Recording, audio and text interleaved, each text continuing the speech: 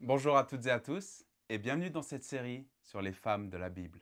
Aujourd'hui, nous allons découvrir l'histoire de la Sunamite, une femme dont la foi, la générosité et la persévérance face aux épreuves nous offrent des leçons profondes. La Sunamite est une figure d'hospitalité et de résilience qui traverse des moments de joie et de grande douleur, mais qui reste fidèle et confiante dans les plans de Dieu.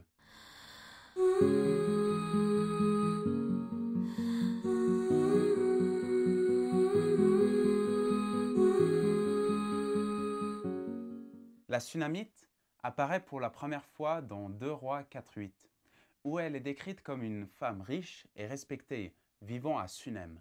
Lorsqu'Élisée, le prophète de Dieu, passe par sa ville, elle insiste pour l'héberger et lui offrir de la nourriture. Son hospitalité va au-delà de l'ordinaire.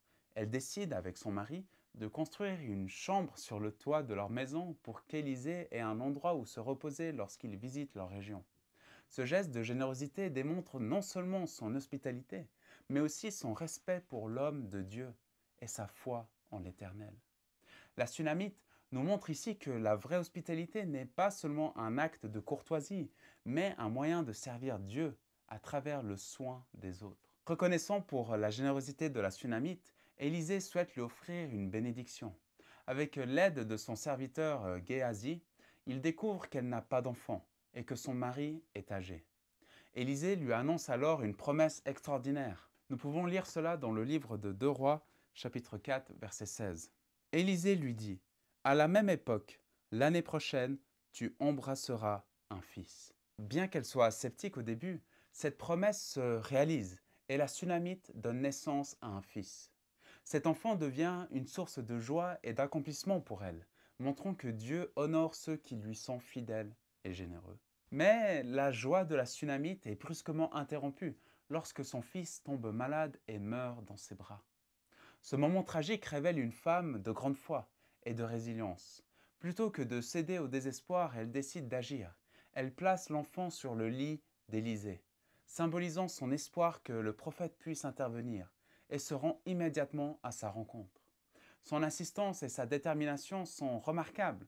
Lorsque Géasi tente de l'arrêter, elle refuse de parler à qui que ce soit d'autre qu'Élisée, déclarant « L'Éternel est vivant, et ton âme est vivante. Je ne te quitterai pas. » Ce geste montre une foi inébranlable en la puissance de Dieu et en la capacité d'Élisée à accomplir un miracle. Élisée retourne avec la Sunamite et entre dans la chambre où se trouve l'enfant. Il prie et s'étend sur le corps de l'enfant à 2 reprises, jusqu'à ce que l'enfant revive.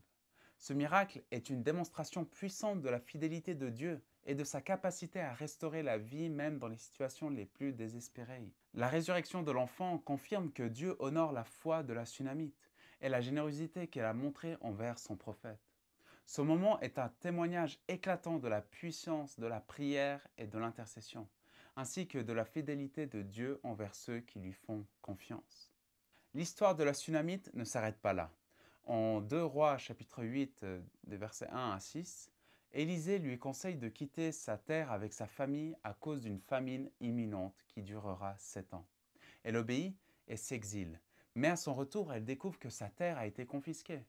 Une fois encore, la Sunamite agit avec courage et détermination. Elle se rend auprès du roi pour demander la restitution de ses biens. Par un timing providentiel, Géasi est en train de raconter au roi les miracles d'Élisée, y compris la résurrection de son fils. Le roi, impressionné par son histoire, ordonne non seulement la restitution de ses terres, mais aussi le remboursement de tous les revenus générés pendant son absence. Cette restauration montre que Dieu veille sur ceux qui lui obéissent, même dans les périodes d'exil et d'épreuve. Alors, que pouvons-nous apprendre de la Sunamite aujourd'hui? Elle est un exemple de générosité, de foi et de résilience. Sa disposition à accueillir Élisée montre que nos actes de service, même simples, peuvent ouvrir la porte à des bénédictions divines. La Sunamite nous enseigne aussi l'importance de la persévérance et de la foi dans les moments d'épreuve.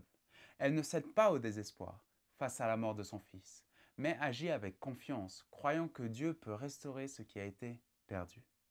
Enfin, son obéissance et sa patience pendant l'exil nous rappellent que Dieu est fidèle pour restaurer ce qui semble perdu à son moment parfait. En conclusion, La Sunamite est une femme remarquable dont la foi, la générosité et la persévérance nous inspirent encore aujourd'hui. Son histoire est un rappel que Dieu honore ceux qui agissent avec foi et humilité, et qu'il est capable de restaurer la vie et les bénédictions, même dans les moments les plus sombres. Merci d'avoir suivi cet épisode sur la Sunamite. J'espère que son histoire vous a inspiré à agir avec générosité, à persévérer dans la foi et à faire confiance à Dieu dans toutes les situations. Abonnez-vous pour découvrir la suite de cette série où nous continuerons à explorer les vies de ces femmes extraordinaires de la Bible. Que Dieu vous bénisse et à très bientôt. Bye bye.